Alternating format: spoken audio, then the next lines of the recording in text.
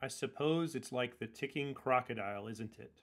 Time is chasing after us all. From Peter Pan by J.M. Barrie.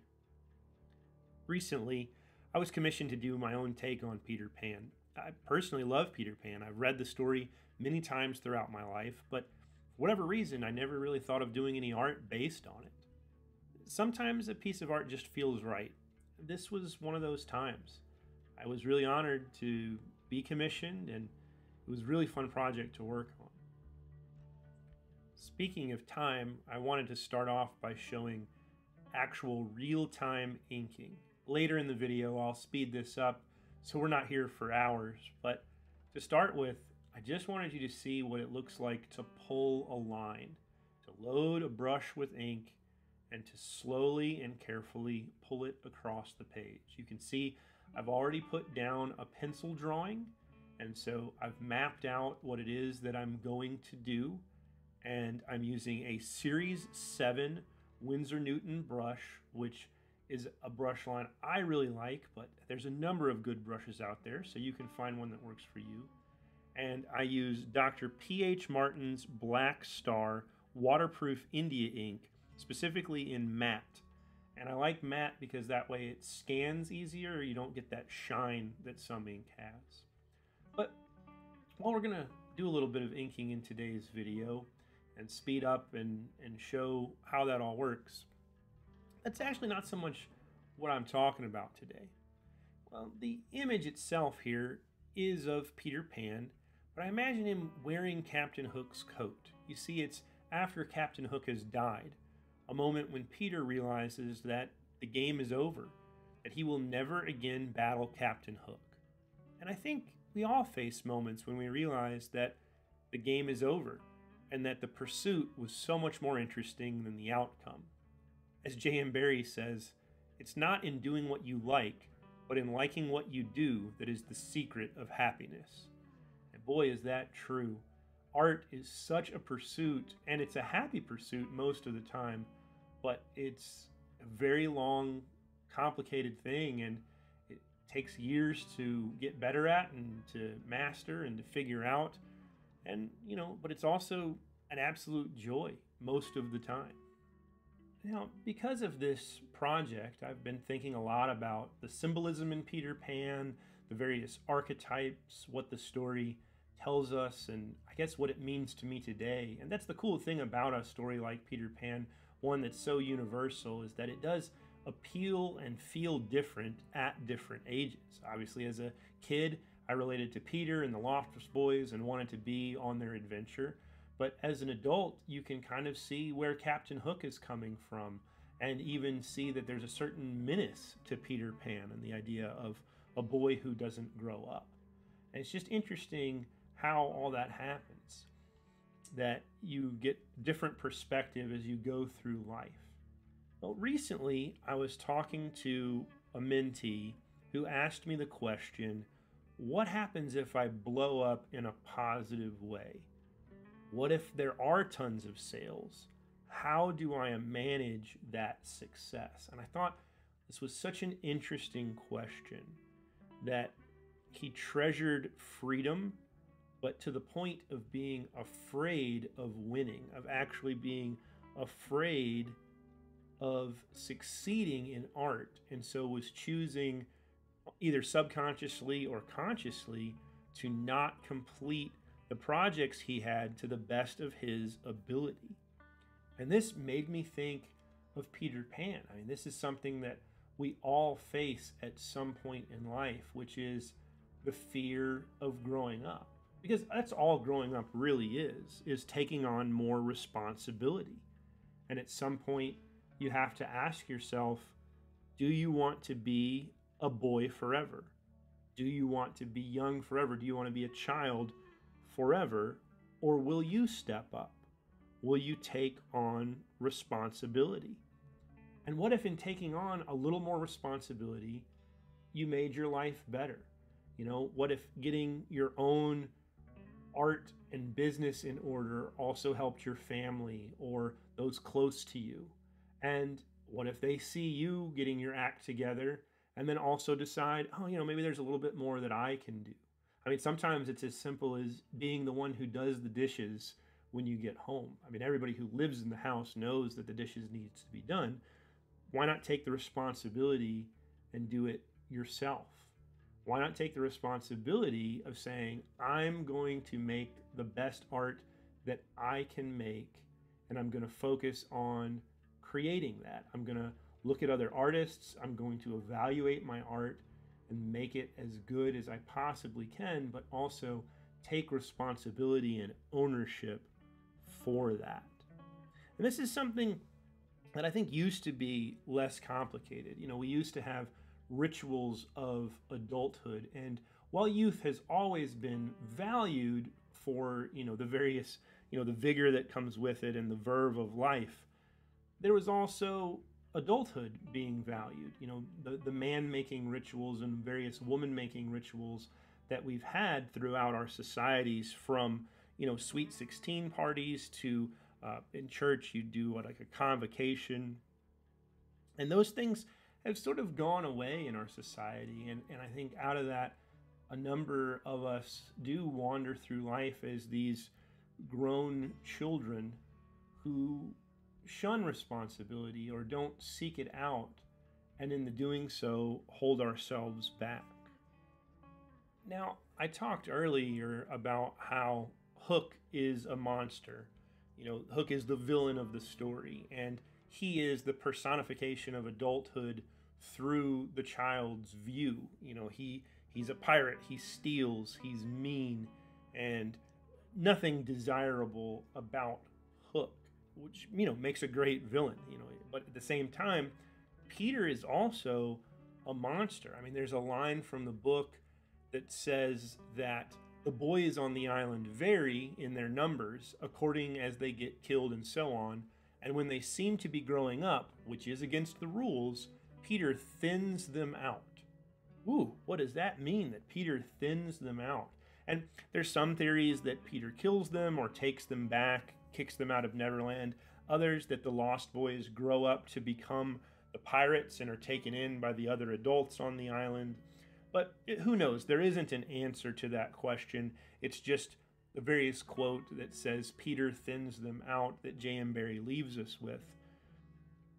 And this perfectly illustrates what society thinks of people who don't grow up, who don't take on responsibility.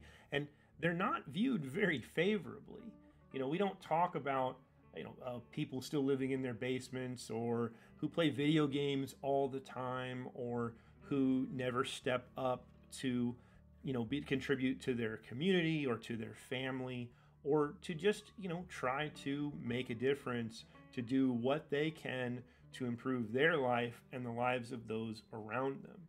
And that's a thing that all of us have to face at some point, is the notion of, okay, are we playing at art, or is this the thing we're going to do? And how do we go about that? And what are the skills I need? And there's art skills, but there's also marketing skills and salesmanship and presentation, and there's just so much to it, and it feels like there's so much to do, which I suppose on one level is why it's such a marvelous field to involve yourself in, is because there's so many interesting problems that you can get into. But to take it back to the quote that my mentee said, is that he was afraid of success, and that ultimately the fear of success is a fear of responsibility. It's being afraid to grow up. Now, I want to show you a little technique that I use. This is dry brushing, where I'll take another sheet of paper and I'll load an ink brush. In this case, I'm using a flat brush, and then that allows me to carefully pull a dried brush that gets a more varied line across the surface. This surface has just a slight texture to it, which allows the brush to interact with it. And this allows you to get this sort of feathered technique, which I find more and more I'm really getting into. I just love the organic nature of the way it makes marks. And actually, this is how I started the piece. I started down at the legs. If you look up, you can see areas that earlier looked finished now are back to just the pencils. But I did that because I felt like starting the video with his legs wouldn't be particularly interesting, particularly, as we're talking about Peter and about this idea of being young forever or not taking the responsibility to grow up. I think is very interesting when we're looking at Peter's face. I wanted us to feel like we were talking with Peter and kind of the archetype that he was. But regardless, yeah, this is how I actually started. I started with the legs, which I don't know from a technical perspective if that seems strange, but it was the part I was the most worried about because I was really focusing on that dry brush feel.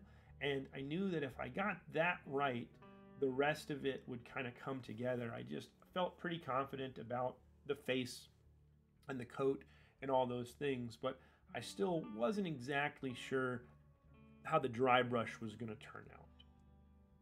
The other reason I wanted to start with the legs is because this is actually my second time inking this particular drawing. You see, I had transferred the digital sketch onto a piece of paper and then used graphite paper to transfer that down onto multimedia paper, did the full pencil drawing, and then did the ink drawing, and I actually screwed up the inking. I screwed it up in the area of the legs, and I had started at the top and worked my way down, so I had a nearly finished ink drawing, and because I'm not working on white paper, it's really hard to repair. I don't have gray paint that matches the way you can use white paint or white acrylic to cover up on a white piece of paper. So, what I did is I took that drawing, I put graphite behind it, and then I used that and transferred it again to this drawing that you see here. Now, don't get me wrong, I got pissed. I left my studio, I went and played some video games for a while and didn't touch it until I had a night's sleep. But you know what? I was being paid, I had to finish it. I really liked the concept, and I knew that if I could just get it the way I wanted it, that I was going to have a piece that I was really proud of. And so I did. And you know what? I did it in half the time that it took me to do the first one because I had planned it out. And once I got over the initial pain, the second drawing was actually more fun to produce. And I just want to say that because sometimes the right answer is to do it again. It's okay to start over. It's okay. Take a minute, collect yourself, but then get back to work. Take responsibility for the failure and step right back up again. I mean, I fail all the time. I mess up all the time. I mean, a big part of art is embracing that and just moving past it.